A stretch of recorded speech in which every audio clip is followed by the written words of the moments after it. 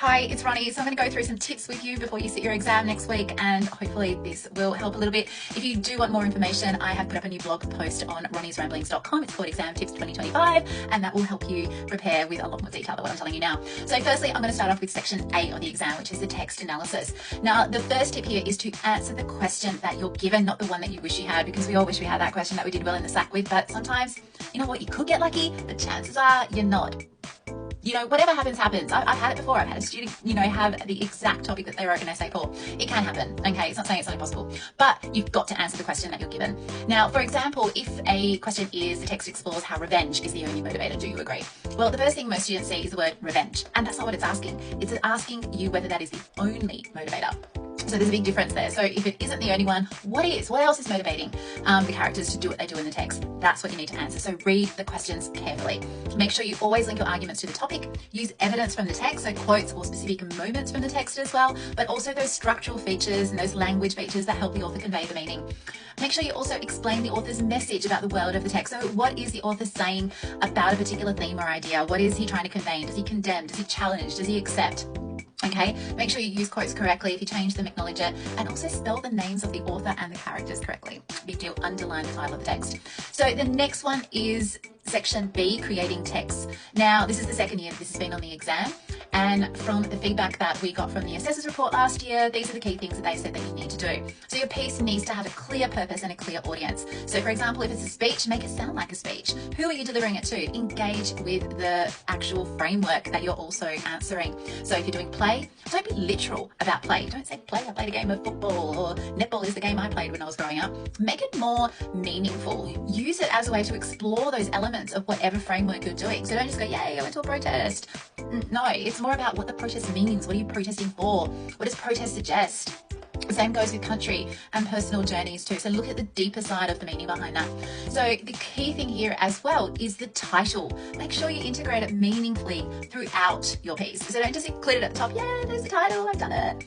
It's not enough. You really need to go, what does the title mean? How can I get different ideas from the title and then implicitly, so in a subtle way or explicitly in an obvious way, integrate it throughout my piece. The other thing is ensuring you have an authentic voice. So if you are saying that you are a parent, or you are a psychologist, or you're an ex-football player, whatever it is, make sure the words and language that you use and the vocab is authentic for that person's voice that you're trying to recreate. And also make sure you choose 1, 2, or 3 of the stimulus, whatever you do, but make sure you've also integrated that subtly within your piece. Lastly, section C, and you've heard me go on about section C in the past because it seems to be a bit of a trigger point for me. So with section C, this is the one that is the same for everybody in the state. You're all doing the same topic, you're all doing the same article, there's no difference. So what you've got to remember are 3 key things, okay? In your introduction, context, author, form, and contention, and 3 is the audience intention. And most of these, except for probably the contention and the intention, they're usually found, the contention and the intention, within the actual article, but the other stuff is found in the background information. Now that is your cheat sheet, okay? So use that and make sure that you read that carefully, because that tells you who the author is, why they've written it, what is their vested interest, what values will they hold, and you can link that into your audience statements when you talk about the audience.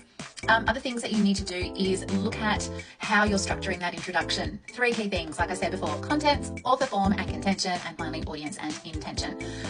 Don't need to include tone. I've told you this before, my feelings about tone, they're not great, okay? So tone needs to be included with purpose. The tone, there is no single tone for a whole text. It's usually varied. And when it does change and it does add to the argument, you will mention it within those paragraphs that you're going to be analysing. So you don't need to include it in the introduction because there's no singular tone for an overall piece, okay? The other thing is the visual, and I've said this before, don't include the visual in your introduction. You include it in the paragraph where you are discussing a particular argument, and that visual complements what is said within that argument, and that's where you include it, okay? And describe it and say how that visual complements what's being said. So you can put it as part of your how, with your what, how, why. Remember your what, how, why as well. Include a couple of them per section that you're analysing. So what is being said that supports the argument? How is language being used by the author? So that's where you specify that specific meta language in a subtle way. And why is the audience being impacted by this, and how does it appeal to their values? Okay, so that's what you need to do there. Don't sprinkle tone in everywhere, and you don't need to do that, okay? Just use it with purpose. That's the clear thing. You do not need a separate conclusion either, because the actual analysis of the closing serves as your conclusion. So a couple of final tips for exam day as well. Eat a really light breakfast. You don't want to really have your breakfast, or that's going to disturb you for the whole 3 hours that you're sitting in an exam. Not pleasant for anybody. bring spare pens, blue or black. Okay, when you make corrections, make sure that you do it in the same color pen that you have been writing in. Don't use a red pen. Sleep well the night before. But my key piece of advice, do not forget this, because you will find this so handy.